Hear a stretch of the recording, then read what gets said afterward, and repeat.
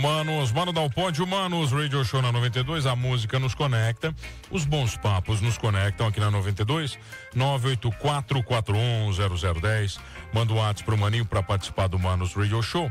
Quero convidar você para curtir os capítulos do Projeto Centenário, estão lá no 92rockpop.com.br, no YouTube da 92, o YouTube tá recheado, tá maravilhoso, segue 92 Rock Pop no Instagram. Tem muitos cortes de entrevistas, tá legal, tá bacana, né?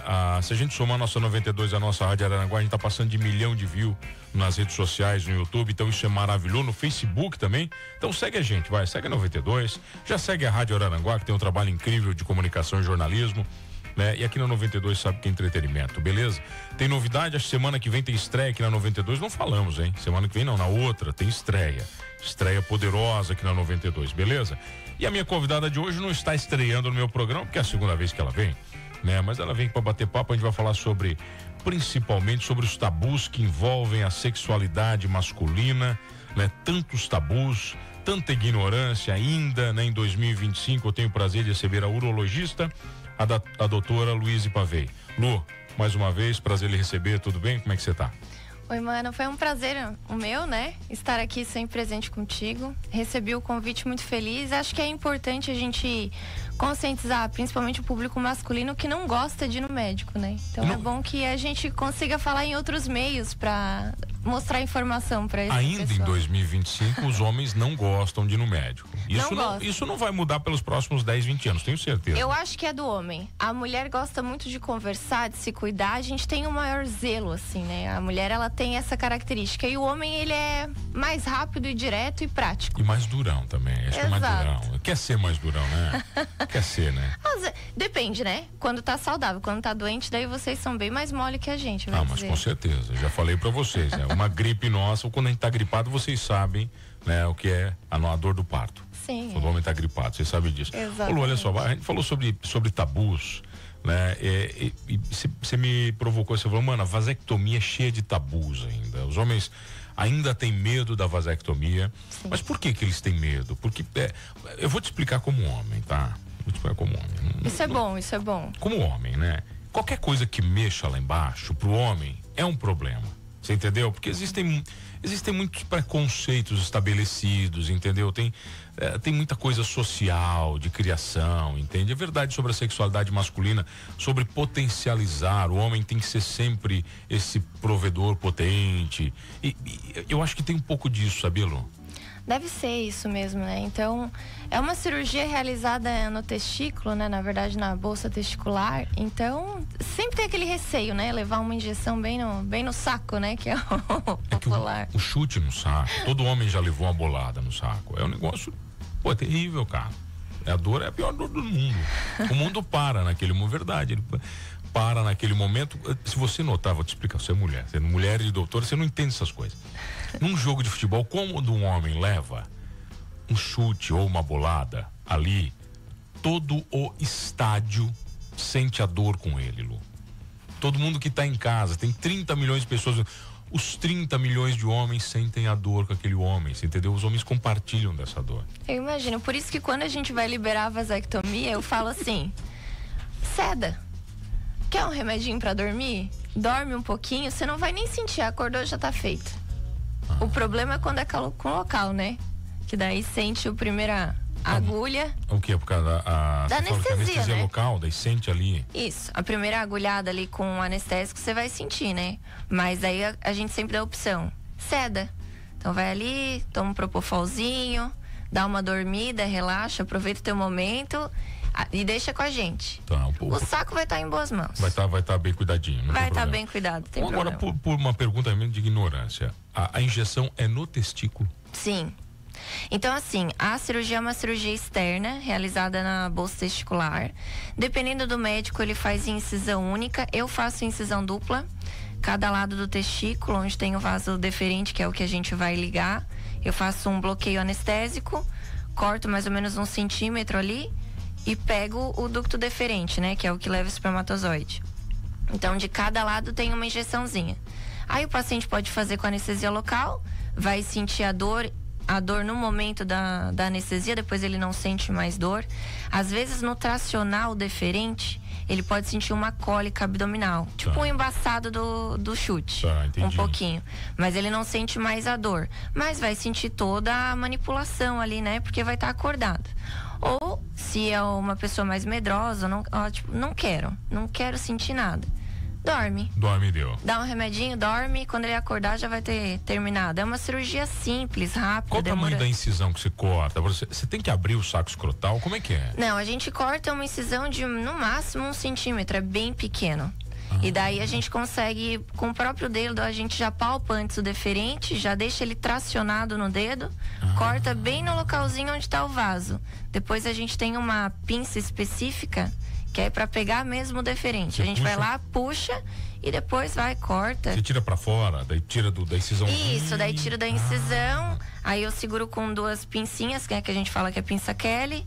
Aí eu gosto de cortar um bom tamanhinho, assim. Por quê? Pra não ficar perto? Exato, teoricamente é o caninho. Você tá dizendo que é o caninho. O caninho, O caninho, você vai, deferente.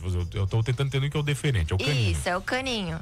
Você não deixa um caninho perto do outro, pra teoricamente, passou por ali. Porque ele pode reanastomosar, né? Isso é muito raro acontecer, mas pode. Pode voltar? Pode voltar. Se eu cortar muito próximo, enfim, alguma coisa, ele vai, recanaliza e volta a funcionar. A natureza sempre encontra um jeito, né? A natureza, é verdade, a natureza quer encontrar um jeito pra se reproduzir, né? Aí o que eu faço, né? Cada médico tem o seu jeito. Tá. Então eu corto um pedaço bom ali do canalzinho. Depois eu queimo a borda com eletrocautério pra fechar mesmo, pra não deixar o ducto aberto.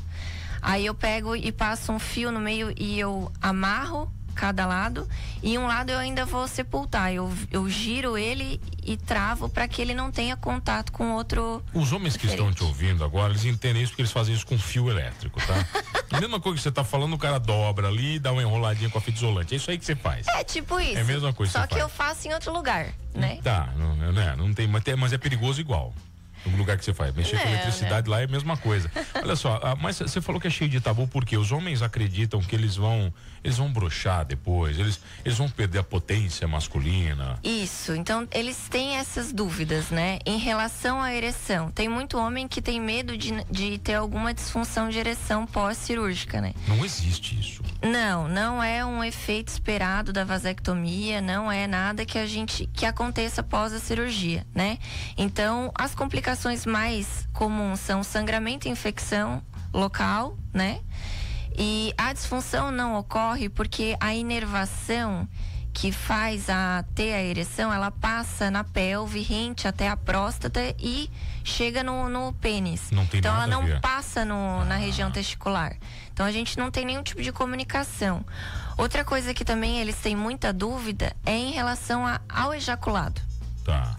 Então, assim, o ejaculado para o homem, ele não vai notar diferença. Não muda nada? Nada, porque o líquido que vem do testículo, né, do epidídimo que a gente liga, ele é mais ou menos 2% do líquido total. A maior quantidade de esperma do homem vem da vesícula seminal e da próstata. Não vem do testículo? Não. O testículo, o epidídimo, ele é basicamente para liberar o espermatozoide. Então a gente só vai tirar o espermatozoide da... Vai tirar 2%. Exato. Tá. Só que daí pro homem ele não vai ter essa percepção porque é muito pouco, né? O que a gente vê de fato com alteração de ejaculação são cirurgias prostáticas. Aí diminui. Aí diminui, aí muda, aí a gente pode ter até uma ejaculação retrógrada, que é o homem ejacular e ele ir para trás e misturar com a urina e não conseguir. É mesmo? Mas aí mistura tudo. Porque a próstata, ela é um dos órgãos que, né, contribui com maior quantidade de ejaculado. Então, às vezes a gente tem as cirurgias de ressecção, que a gente tira o miolo da próstata, diminui a massa prostática, então vai diminuir. E também durante a cirurgia a gente acaba cauterizando o leito e fechando os ductos que levam ao ejaculado, né? Então tem alguns homens, tanto com a cirurgia prostática, quanto ao uso das medicações para próstata, acabam evoluindo sem ejaculação ou com uma diminuição significativa do líquido. Já que você falou sobre ejaculação, né, a gente vê cada vez mais homens mais novos fazendo uso de medicação para aumentar a ereção. Sim. E aí você tem um monte de coisa envolvida. Tem a galera que tá emagrecendo, que começou já a usar, tem a galera da academia, tem um monte de gente envolvida e fazendo uso discriminado de tudo, né? Tem os mais famosos, o Tadala, blá blá blá, entendeu? História toda. O que você, como médica, isso te preocupa? Me preocupa demais, né? Então, assim, eu acho que tá tendo uma banalização desses tipos de medicação, tanto medicação vasoeretora, principalmente em relação ao hormônio, né? Então, hoje parece que é moda tomar o suco, que é o fazer uso da testosterona exógena e prejudicar esses jovens, né? Então, em relação à medicação vasoeretora, que é a famosa Tadalafila, o Viagra, que é o Sildenafil, não tem estudos científicos que esse tipo de medicação vai melhorar a tua performance na academia. Eles usam essa medicação como um vasodilatador, porque ele é um vasodilatador, mas ele age mais para a genitália mesmo, para a disfunção de ereção. E daí eles pensam que é um vasodilatador periférico, que vai aumentar a circulação sanguínea nos músculos e vai melhorar o teu rendimento e a tua performance na academia. O que de fato não acontece. Até porque eu sempre falo para os pacientes que se essa medicação fosse uma excelente medicação vasodilatadora do corpo todo, ela seria utilizada como antihipertensivo. E ele foi criado para ser um antihipertensivo e eles viram que como antihipertensivo ele era péssimo, mas os pacientes estavam melhorando a sua ereção com o uso dessa medicação. Começou com Viagra essa história? Isso, começou com Sildenafil, com Viagra. E daí eles começaram a focar mais nessa parte de disfunção erétil e foi um boom, né? Porque até aquele momento, que foi acho que a década de 90, por aí, não existia nenhum tratamento significativo que melhorava a ereção de pacientes que realmente tinham alguns problemas vasculares ali na região de genitália. Foi uma revolução no mundo, já. Foi. Essa medicação é uma das mais vendidas até hoje, Mas né? tem um filme que é o Clube de Compras Dallas, eu acho que é sobre o Viagra, não é? Eu vi também o filme, eu não sei o nome, mas tem sim. Eu lembro de um amigo meu que ele era promotor de medicamentos, na época que eu devia ter 20 anos. E ele falou assim, mano, você não tem noção que eu tô conseguindo de cliente, porque ele tinha amostra grátis do Viagra. Imagina, era caríssimo, era um negócio complicado, ele tinha as amostras grátis, ele dizia assim, cara, eu sou o cara mais desejado de Criciúma hoje. Foi o primeiro cara a conseguir o Viagra, assim, sabe? Quando veio aquele boom, depois começou a vir pra farmácia e tal. Ele assim, cara, eu era desejado, era homem me ligando de tudo que era hora. Meu Deus. Mas é loucura. Mas essa preocupação, por exemplo, não melhora teoricamente nada, então. Não melhora, não tem nada comprovando que vai melhorar a performance na academia. E daí cria aquela necessidade, né, da droga pra ter ereção também. Então fica algo de tolerabilidade mais psicológica, sabe? Do homem ele achar que ele precisa daquela medicação pra ter um bom desempenho sexual, né? Então a gente vê jovens de 30 anos usando uma Tadalafila. Pra quê? Você vai ter um bom rendimento sexual no 30 anos, você tá louco, cara. Isso, a gente vê jovens de 20 e poucos anos que já usaram ou usam a Tadalafila e que se não usam não tem ereção, mas de fato não é um problema vascular, não é um problema fisiológico, é um problema psicológico. Tá, mas tem uma coisa que eu também sei que tem a ver, o excesso de pornografia tem modificado a cabeça dos homens também. Tem destruído casamentos. Tem. Eu recebo muito, tá? E a gente sempre conta com um psicólogo na linha de tratamento junto, principalmente psicólogo sexólogo, né? Que já é direcionado a tratamento de alguns distúrbios sexuais. E essas parafilias, né? Que a gente fala que são desejos sexuais diferentes ou até os vícios em pornografia. Que destroem a sexualidade do homem, né? Então eles começam a ver no vídeo um homem com um pênis gigantesco, que não é a média normal, então, porque esses homens são selecionados, né? Não são homens normais de pênis mediano, eles pegam realmente homens que têm um pênis muito avantajado. Esses homens, eles fazem uso de anabolizante, eles fazem uso dessas medicações vasoretoras, aí eles têm relações sexuais muito prolongadas. Então, às vezes, acaba... Cada filmagem, eles são obrigados a fazer isso. São obrigados, é tudo uma performance, né? É igual o filtro do Instagram. Você me vê aqui no filtro que eu postei uma fotinho antes de vir, aí agora tô aqui no vídeo, eu tô diferente do que eu no filtro. Tem um exemplo do Kid Bengala, famoso ator brasileiro dos filmes eróticos, e ele fala que para levantar uma injeção e para baixar outra. Ah, sim. Entendeu? Ele chegou no momento que ele falou assim, não existe nada natural, não tem mais como. Não, porque imagina, até filmar, eu não sei quanto tempo leva um take deles, mas eles devem ficar em ereção por muito tempo. Não, né? eles falam que às vezes tem cenas que duram 40 minutos, 50 minutos, uma cena. Imagina, então às vezes... e sabe que eu já recebi no meu consultório até paciente que não consegue ter ereção com a esposa, aí às vezes precisa de algum filme, alguma coisa que vá fazer ele ter a ereção. E isso é muito triste, né? Mas isso daí já pega um problema psicológico e infelizmente a pornografia, ela tá afetando muito, principalmente os meninos mais jovens, né? Que o acesso tá muito livre, né? Tá muito fácil para tudo. Antigamente era difícil, né? Você não conseguia pornografia. É uma revista da Playboy, você ia lá, escondia. Eu lembro que uma vez eu achei umas do meu irmão, meu Deus. Não vai dedar o cara aqui no ar. Eu vou te contar uma coisa que você não sabia. Os homens na minha época tinha umas revistinhas da Hermes e Macedo, que tinha as mulheres ali de lingerie. Aquilo era quase uma Playboy pros meninos. Imagina. Era o que tinha, não tinha. E aqui na rodoviária, não vou confessar também que eles vendiam para os menores de idade. Né? Eu não vou falar, não vou dedar o pessoal já transcreveu, o pessoal não tá mais nem ali. Mas você não tinha, você não conseguia, não tinha acesso. E hoje em dia você liga ali o celular, você tem, né? Você tem, vem muito nisso. Mas as mulheres reclamam para você também disso dos homens? Chegam em você isso, doutor, precisa de ajuda?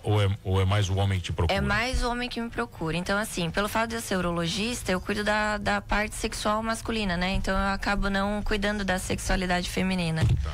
Então, quem me procura são os homens ou até as mulheres junto com o esposo de algum problema relacionado a isso. Mas normalmente eles chegam sozinhos, assim. Chegam com algum problema físico. Tá. E que daí você vai destrinchando e você vai, né, vendo o que de fato está acontecendo. Vai acompanhando a trilha de migalhas e vai ver, peraí, não é aqui o problema. Aos pouquinhos você vai. Porque chega às vezes um moço de 35 anos.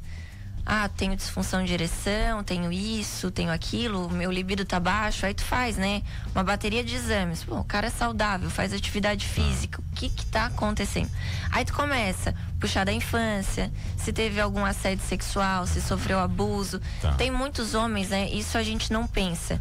Porque é muito isso da mulher sofrer abuso sexual, que eu acho que talvez sofra um pouco mais do que os homens, mas tem muitos homens que também são assediados, que são estuprados durante a infância, que altera toda a vida sexual dele pro resto da vida. Então, às vezes, chega assim. Então, você pega um homem idoso de 60 e poucos anos com uma disfunção erétil, é ok. Porque ele tá envelhecendo, às vezes ele é obeso, hipertenso, tabagista, já tem doença vascular, já usa um monte de medicação. Tem um conjunto de fator. Isso, então você vai tentar melhorar aquela doença crônica que teve, mas você vê que é algo fisiológico. Mas chegar um jovem pra você com tanta questão sexual, da onde que tá vindo isso? Não faz muito sentido. Não faz sentido. E ao contrário, existem homens que te procuram e dizem assim, doutora, eu procuro a minha mulher todo dia e ela não tem jeito, não me quer mais, me ajuda. Acontece também ou não? Acontece. Dizer, pô, minha mulher não quer nem me olhar mais, entendeu? O pastor Cláudio Duarte, ele dá umas dicas aí pras mulheres, não sei se você já viu, manda deitar de cantinho, comer a luz e tal. Mas essa reclamação parte de qual princípio pra você? Dizer, eu tenho tesão demais e a minha mulher não dá conta de mim? Eu acho que futuramente a mulher, assim, o homem, ele tem o hormônio dele estável o resto da vida, né? Então é muito difícil o homem... A maioria dos homens não tem uma andropausa, que a gente diz, do hormônio baixando significativamente. A mulher não, né? A mulher, ela menopausa. Com a menopausa, há uma diminuição dos hormônios femininos, então ela vai cair libido. A mulher, ela cursa com atrofia genital, então a mucosa vaginal dela já é uma mucosa não tão resistente, ela pode evoluir com alguma dor genital, não fica tão lubrificada. Então eu acho que é normal da mulher ela começar a não querer tanto, não procurar tanto. E eu acho que o homem, ele é muito visual. Então ele vê aquela coisa bonita, ele tem tesão. A mulher não. O tesão da mulher, ela vai construir no dia a dia, no café. Não é aquela coisa de chega o marido, vai lá e pá. Chegou meu marido, nossa, que gostosão. Não Exato, é assim, né? Nossa, tá com aquela cuequinha, aquela barriguinha de assim. chope, que vontade. Não é assim, né? Então isso muda. Eu acho que a sexualidade feminina e masculina, ela é muito diferente. E daí às vezes não encaixa. Então a gente tem que tentar na consulta, ou até com psicólogo, acho que isso é muito legal, terapia em casal mesmo, para tentar ser bom para os dois, não ser muito ruim para nenhum deles em específico. Então nem o homem evitar, né? Às vezes é um homem que tem desejo sexual todo dia. Pô, não consigo, né? E daí ele tem relação uma vez por mês com a esposa, ele se frustra, certo?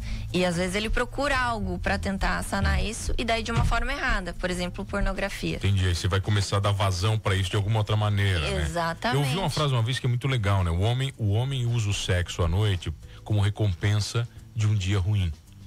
A mulher, ela usa o sexo à noite, né? Como recompensa de um dia maravilhoso.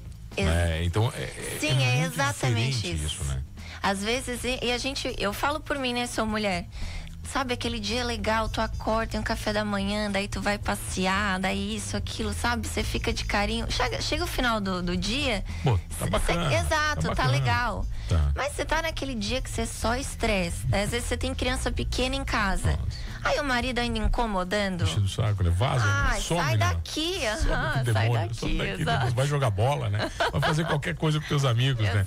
Doutor, não dá tempo pra muito mais coisa, só pra te agradecer, mas os outros assuntos vão ficar. Mas eu queria que você falasse dos casos de câncer de pênis. Eu acho que isso a gente tem que falar muito, tem que bater, porque o Brasil, você falou que é o terceiro do mundo em câncer de pênis por má higienização. Sim. Tá. O câncer de pênis, o principal fator de risco atualmente é a má higiene peniana. Então, é você não retrair o teu prepúcio para limpar, é ficar aquele queijinho coalho ali na região. E infelizmente, né, principalmente na região norte e nordeste do nosso país, a gente tem índices muito altos de câncer de pênis. Outra coisa também que é fator de risco muito importante é o HPV. A gente tem vacinação hoje em dia para HPV. Qualquer lesão, verruga, qualquer alteração no pênis é importante que vá à consulta médica, né? Para ver se não tem algo pior ali, se essa verruga já não é uma lesão pré-cancerígena ou de fato já não é uma lesão cancerígena, né? E mesmo assim a gente vê hoje em dia as pessoas não se protegendo, não usando camisinha para ter relação sexual, se contaminando cada vez mais. Mas, de fato, assim, o principal é a higienização. O que a gente vê, às vezes, são idosos, né? Principalmente idoso institucionalizado, que você não consegue ter uma higiene, ou às vezes é um idoso que não aceita que alguém cuide dele, então você vai ver, já tá todo sujo, né? Nossa, cara, deve ser um negócio... É muito triste. O câncer de pênis é muito triste porque o tratamento é muito triste. Você fazer uma penectomia num paciente é muito triste. Chega a ter amputação? Sim. O Brasil é um dos países que mais amputa pênis no mundo. Caraca, você imagina a vida dessa pessoa também depois disso? Se é mais idoso, às vezes já não tem relação sexual, ok, porque usa o membro só pra fazer xixi, né? Mas, infelizmente, a gente amputa, né? Já amputei pênis de paciente com menos de 30 anos. Então, assim, você faz uma cirurgia que você não quer fazer, mas você é obrigado. Para o paciente é muito difícil. Caraca, não. Mas por isso que a gente tem que frisar, né? Qualquer alteração no seu pênis, procure ajuda. Porque às vezes uma lesão pequena, a gente consegue ressecar só a lesão, fazer uma terapia local, tem inúmeras possibilidades. Mas quando a lesão ela começa a se entranhar, digamos ali, a gente vai ter que retirar uma parte com margem. Alguma coisinha vai ter que sair. Exato. E às vezes sai, né? Se tem um pênis maior, a gente até faz uma penectomia parcial, deixa um coto, mas às vezes você tem que tirar tudo, né? O paciente ele fica sem o pênis, né? Caraca. Bom, como homem não dá nem pra imaginar isso, né? É, Doutora, muito difícil. Qual é o Instagram? luizepavei.urologia. E eu queria falar para todo mundo aqui que eu atendo na Alta Vila, aqui no Pio Correia. Alta Vila no Pio Correia, tá? Exato. Se quiserem me procurar, estou ali toda sexta-feira. Doutora, prazer em receber sempre, doutora Prazer Luize é meu. Pavei, urologista comigo, especialista em urologia geral.